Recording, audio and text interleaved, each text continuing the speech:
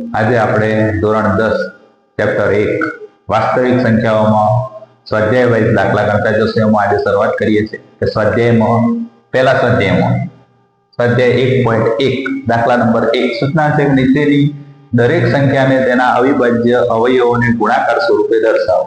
તો આપણે ટૂંકમાં અવયવ પાડતા આવડવું જોઈએ. તો અવયવ પાડવા માટે શું કરવું પડે? તમને અવિભાજ્ય સંખ્યા ખબર હોવી જોઈએ. આપણે લખી કાઢીએ અવિભાજ્ય સંખ્યા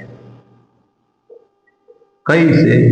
જેના અવિભાજ્ય સંખ્યા જેના અવયવ 2 કે તેથી વધુ હોય તો તેને વિભાજ્ય સંખ્યા કહેવાય. પણ અવિભાજ્ય સંખ્યા કોને કહેવાય? દાખલા તરીકે આપણે સંખ્યાઓ બોલીએ તો 1 એક એવી સંખ્યા છે અવિભાજ્ય કે વિભાજ્ય? તો એ અવિભાજ્ય પણ નથી અને વિભાજ્ય પણ નથી. ચલો પછી બોલીએ 2 કેવી છે? વિભાજ્ય કે અવિભાજ્ય? તો 2 એકા 2 એના સિવાય કોઈ ઘડિયામાં આવતી નથી, એટલે 2 કેવી છે? અવિભાજ્ય. પછી 3 કેવી છે? 3 પણ અવિભાજ્ય છે. 3 એકા 3.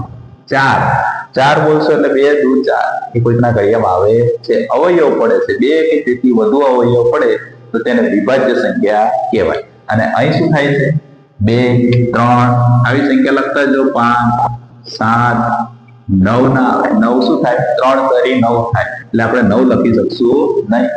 પછી 11 13 પછી 17 19 23 પછી 29 એ જ પ્રમાણે 31 33 ના આવે. 33 11 33 35 માં 7 5 35. એ જ પ્રમાણે ટૂંકમાં એકી સંખ્યાઓ જોવાની.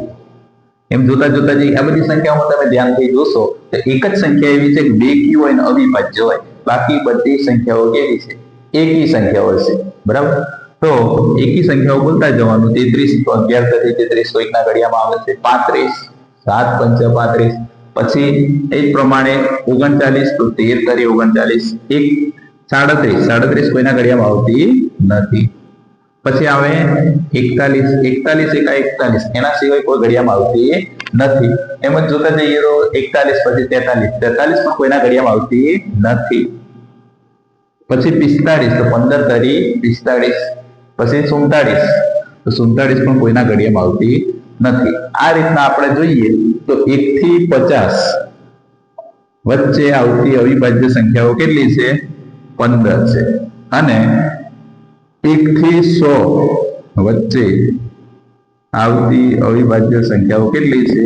25. તો આ યાદ રાખવું પડે કે 1 થી 100 માં આવતી અવિભાજ્ય સંખ્યાઓ કેટલી છે? 25. તો કઈ કઈ? તો આપણે યાદ રાખશું. જુઓ 2 3 5 7 11 13 17 19 20 21 31 37 41 આટલી 10મા સુધી તમને આવડવી જોઈએ. 10મા ધોરણમાં આટલી સંખ્યાઓ આવડે તો તમને તકલીફ પડશે નહીં. હવે આપણે અવયવ પાડવા છે. તો એક સંખ્યા આપી છે આપણને 140. તો આપણે શું કરશું? 140 લખશું. આ સંખ્યા શીખવા માટે તમને ખાસ શું આવડવું જોઈએ? વિભાજ્યની ચાવી આવડવી જોઈએ. તો ચાવીની ચર્ચા આપણે કરીએ. વિભાજ્યની ચાવી કોને કહેવાય? તો વિભાજ્યની ચાવી પહેલા 2 ની ચાવી ટૂંકમાં આપણે શીખી લઈશું. 2 ની ચાવી જે સંખ્યાનો એકમનો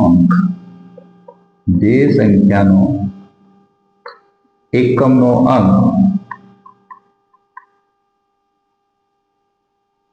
0 2 4 6 8 હોય તેને 2 વડે નિશેષ ભાગી શકાય.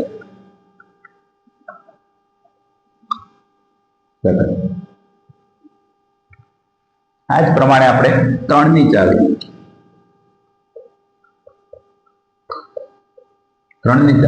બધા અંકોનો સરવાળો ટૂંકમાં યાદ રાખવાનું. બધા અંકોનો સરવાળો 3 ના ગુણિતમાં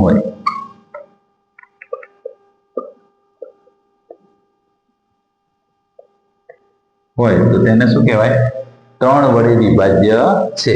આ જ પ્રમાણે 5 ની ચાવી પણ તમને આવડતી હશે કે જે સંખ્યાનો એકમનો અંક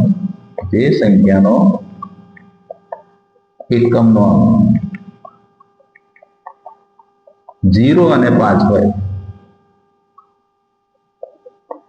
તેને આપણે શું કહીએ?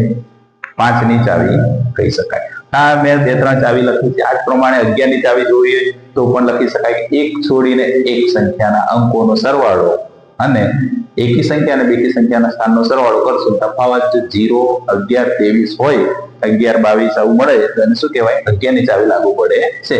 આપણે વધારે જરૂર પડશે તો જોતા જશું ચાવી વિશે. અહીં જુઓ કે અહીં એક સંખ્યા આપી છે 140. આ સંખ્યાને આપણે કેટલા વડે ભાગ ચલાવશું? તો એકમનો અંક જુઓ કેટલો છે? 0. તો 0 હોય તો 2 ની ચાવી લાગુ પડે. 0, 2, 4, 6, 8 તો 2 ભાગ ચાલશે. આ સંખ્યાનો આપણો 2 ભાગ ચાલશે. 2 લખશું. 2, 7, 14, 0 નો 0 અડધા થયા. ટૂંકમાં તમને અડધા કરતા આવડતું હોય સામાન્ય રીતે 2, 70 ના અડધા 35. પછી અહીં 2 લખીએ ચાલે નહીં, કેમ કે એકમનો કેટલો છે? 5. તો હવે શું કરવાનું? 35. 3 ની ચાવી લાગુ પડે છે. બધા અંકોનો સરવાળો 3 ના ગુણિતમાં છે. 5 ને 3 8 ચેક થતું નથી. 5 ની ચાવી જુઓ. 5 ના ઘડિયામાં 35 આવે. 5, 7, 35 અને 7, 1, 7. આ રીતના અવયવ પડ્યા. તો 140 ના અવયવ શું થયા? 140 બરાબર 2 ગુણ્યા 2, 5 ગુણ્યા 7. આને ઘાત સ્વરૂપે લખીએ તો 2 ની 2 ઘાત ગુણ્યા 5 ગુણ્યા 7. આ રીતના આપણે અવયવ પાડી શકીએ. આવી વધુ સંખ્યાઓ આપણે જોઈએ છે. હવે આપણે આ દાખલા નંબર 1 માં બીજા દાખલા જોઈએ છે. એક પ્રમાણે કે 156 બીજી સંખ્યા આપણી જોડે છે 156. તો આ સંખ્યાના અવયવ પાડવા માટે શું કરશું આપણે? પહેલા 156 એકમનો અંક જુઓ કેટલો છે? 6. તો 2 ની ચાવી લાગુ પડે. 0, 2, 4, 6 એટલે 2 ભાગ ચાલે. 2 નો ઘડિયો બોલવાનો. 2, 7, 14 કેટલા છે? 15. કેટલા વધ્યા? 1. બાજુમાં આયા 6, 16. 2, 8, 16. આવું ના આવડે તમને 156 ના અડધા કરતા આવડે છે ડાયરેક્ટ 78. બરાબર? એ પ્રમાણે પણ કરી શકો છો, પણ ચાવી માટે લાંબી સંખ્યાઓ તકલીફ ના પડે. 2 ફરી 2 કેમ લખ્યા? તો એકમનો કેટલો છે? 8. તો 2 ની ચાવી આવડતી હોય તો આ તકલીફ પડે નહીં. 2 તરી 6 કેટલા વધ્યા? 1. પાછળ આયા 8 18 થયા. 2, 9, 18 એટલે કેટલા થશે? 39 દુ 78. એ પ્રમાણે 39. હવે તમને ખબર હોય ડાયરેક્ટ ઘડિયા તો ફાયદો થાય, અને ના ખબર હોય તો ચાવી ખબર છે કે 2 ભાગ ના ચાલે. કેટલાય ચલાવવાનો? 3 ભાગ ચલાવવા. 3 ભાગ ચલાવવા માટે 9 ને 3 કેટલા થાય? 12. તો 12 3 ના ઘડિયામાં આવે છે. આપણે શું કરશું? 3 ભાગ ચલાવશું. 3, 1, 3. 3 તરી 9. તો અહીં કેટલા લખવાના? 13 તરી 39. બરાબર? 13 કેવી સંખ્યા છે? અવિભાજ્ય. તો 13, 1, 13. તો 156 ના અવયવ શું થયા? 156 બરાબર 2 ગુણ્યા 2, 3 ગુણ્યા 13. આને ઘાત સ્વરૂપે લખવું શું લખાય? 2 ની 2 ઘાત ગુણ્યા 3 ગુણ્યા 13. આ પ્રમાણે લખાય. આ જ પ્રમાણે આપણી જોડે એક બીજી સંખ્યા છે 38, 25. સૌથી પહેલા જોવાનું, સીધું 5 ની ચાવી લગાવવાની નથી કોઈએ. પહેલા ગણો. 5 ને 2 7, 7 ને 8 15, 15 ને 3 18. 18 3 ના ઘડિયામાં આવે છે. 3, 7, 18 એટલે આ ચાવી કેટલાય ભાગ ચાલશે? 3 ભાગ ચાલે. કેટલાય ચાલે? 3. 3, 1, 3 8 છે. 3 દુ 6 કેટલા વધ્યા? 2. બાજુમાં આવ્યા 22. 3, 7, 21. 22 માંથી 21 ગયા. 1 વધ્યો 15. 3, 5, 15. અને ના આવડે તો તમે આ સંખ્યાને આ રીતના પણ કરી શકો છો. 38 25 ભાગ્યા 3. 3, 1, 3 0. 8 આયા. 3 દુ 6. 2 વધ્યા 22. 3, 7, 21. કેટલા વધ્યા? 1. બાજુમાં આવ્યા 5. 3, 5, 15. તમે ભાગાકાર આવડે જ છે. બરાબર? તો આ રીતના પણ 12 25 આપણે લાવી શકીએ છીએ. પણ આપણે ડાયરેક્ટ ઉતાવળથી ગણવા માટે આ રીતના ડાયરેક્ટ કરી શકીએ છીએ. બીજું કે આ સંખ્યાને જુઓ. 7 ને 5 12, 12 ને 3 15. ફરી કેટલાય ભાગ ચાલશે? 3. બરાબર? તો 3, 4, 12. 3 દુ 6 કેટલા વધ્યા? 1. બાજુમાં આવ્યા 5 15. 3, 5, 15. જેને ના આવડે એ શું કરશે? 1275 ભાગ્યા 3 કરશો કેટલો જવાબ આવશે? 425. આ પ્રમાણે હવે આ સંખ્યા 3 ભાગ ચાલશે કે નહીં ચેક કરી લઈએ. 5 ને 2 7, 7 ને 4 11, 11 3 ના ઘડિયામાં આવતા નથી. કેટલા ભાગ ચાલશે? 5. 5 5 8 40. કેટલા વધ્યા? 2. 25 વધ્યા. 5 પાછું 25. હવે ફરી 5 ભાગ ચલાવીએ. 5 એકા 5, આ તો ડાયરેક્ટ ઘડિયો આવડે. 17 પંચા 85 અને 17 એકા 17. આ પ્રમાણે આપણે અવયવ શું પડશે? અહીં લખી લઈએ છે કે 38 25 ના અવયવ શું મળ્યા?